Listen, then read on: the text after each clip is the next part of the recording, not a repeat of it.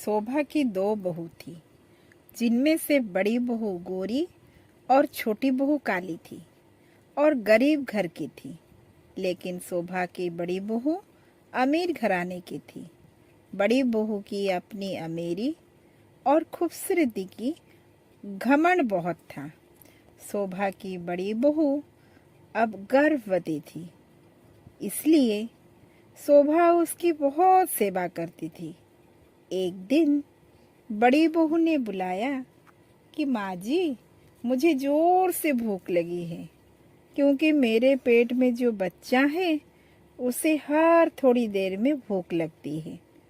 आज आपने मेरे लिए क्या खाना बनाया है? तो उसकी बात सुनकर माँ जी ने बोली, अरे बहू, एक बार हुक्म कर तो देख, जो तेरे मन कहेगा मैं फट से बना कर दूंगी। बहू ने माँ जी की बात सुनकर बोली, सुबह से ही इतनी समय हो गया और अब आपकी मेरी फिक्र अब की पड़ी है। पूछ रहे हो क्या बनाकर लाऊं? मुझे अभी की अभी गर्मा गर्म पकोड़े और मलाई कोफ्ता खानी है। जाइए और अपने वो निकम्मे बहू से बनाइए। बस बहू, यही खाना है तुझे? तब तो मैं अभी उस काले चुड़ैल से अभी की अभी बनवाती हूँ। इसके बाद शोभा अपनी छोटी बहू को बुलवाती है। अरे छोटी बहू, कहाँ मर गई तू? ये कलमो ही पता नहीं कहाँ मर जाती है।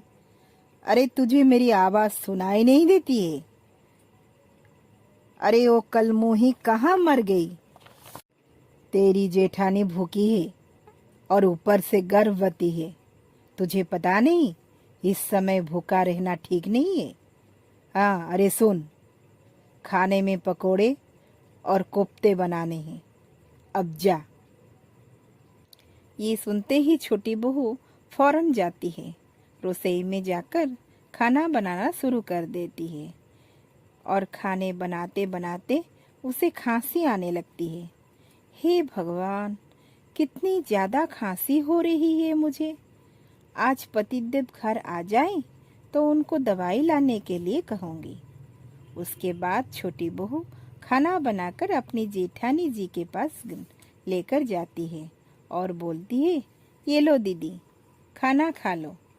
छोटी बहू को देखते ही बड़ी बहू जोर से चिल्लाती है और चिल्लाकर बोलती है, ओए कलमोही, काली शकल वाली तू मेरी कमरे के अंदर चली आई। तेरे ये कालेपन की छाप मेरे बच्चे पर पड़ गई तो वो अभी भी काला हो जाएगा, और मैं नहीं चाहती कि मेरी बच्चा तेरी तरह काला हो। चली जा मेरे रूम से और दोबारा आना मत। छोटी बहू ने सुनकर बोली, मैं चली तो जाऊंगी, लेकिन मैं आपके कमरे की जो साफ सफाई है उसे तो कर दूं। पूरा कमरा गंदा होकर पड़ी है। चल चल, तुझे साफ करने की कोई जरूरत नहीं, इसे माँ जी भी साफ कर सकती है। तू पहले मेरे नजरों के सामने से हट कलमुही, नहीं तो मुझसे बुरा कोई नहीं होगा। बेचारी छोटी बहू उस कमरे से निकल तो जाती है, लेकिन उसके दिल को बहुत ठेस पहुंचती है वो बड़ी बहू की बातों पर। दूसरी तरफ बड़ी बहू अपनी सास को जोर जोर से चिल्लाकर बुलाकर घर की सफाई के लिए बोलती है, माँ जी।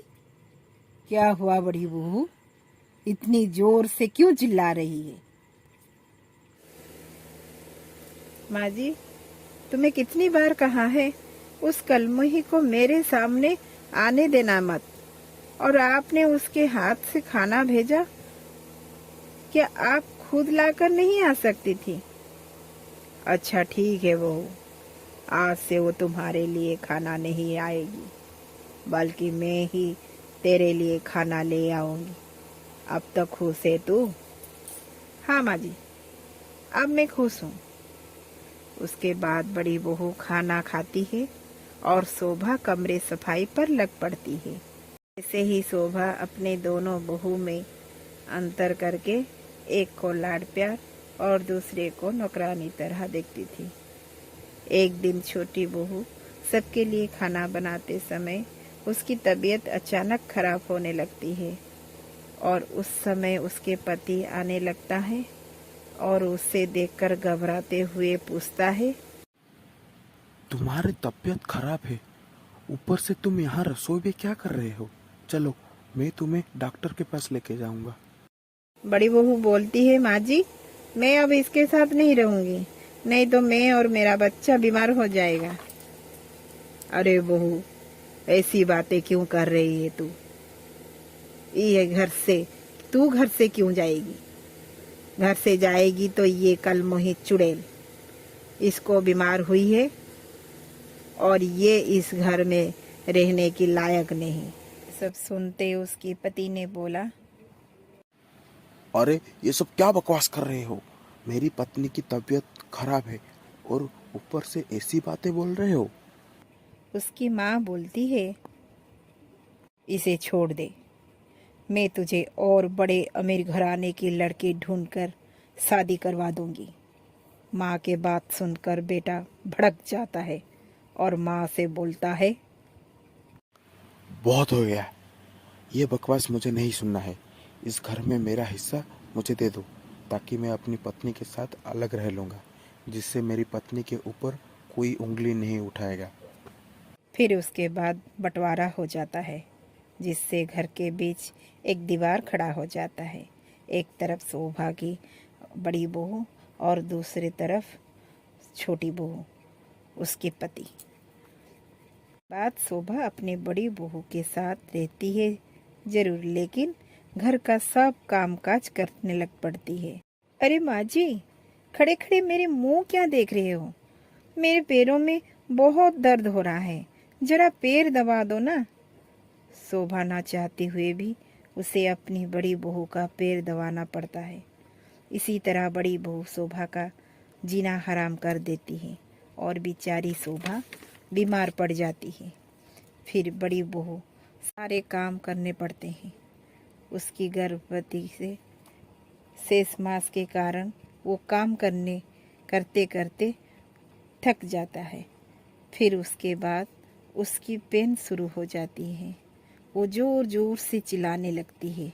उसकी आवाज़ से उसकी देवरानी आती है और अपने जेठानी से कहती है कि चिंता मत करो दीदी, आपका बच्चा सही सलामत होगा, आप बस हौसला रखिए। उसके बाद उसकी देवरानी अस्पताल लेके जाती है और उसकी डिलीवरी अच्छी से करवाती है। उसके बाद बड़ी बहू अपनी गलती को समझकर अपने पर पश्चाताप करती है और अपनी छोटी देवरानी से माफ़ी मांगती है। उसकी देवरानी माफ़ कर देती है और वो ऊपर से शोभा की भी अच्छी तरह सेवा करती है और वो ठीक हो जाती है। शोभा अपनी छोटी बहू की सेवा पर खुश होकर उससे कहती है कि तुमने मेरी इतनी सेवा की और इतना ख्याल रखा, मैंने कभी सपने में भी नहीं सोचा था। बंटवारा होने के बाद हमने अपने परिवार को समझ गए। हमसे हुई गलतियों माफ़ कर देना छोटी बहू। उसके बाद छोटी बहू कहती है, आपको माफ़ी मांगने की ज़रूरत नहीं, आप लोग मेरे तो अपने हो, मैं हमेशा आपका साथ दूंगी। उसके बाद दोनों बहू अपने अपने खुशी खुशी में रहती हैं।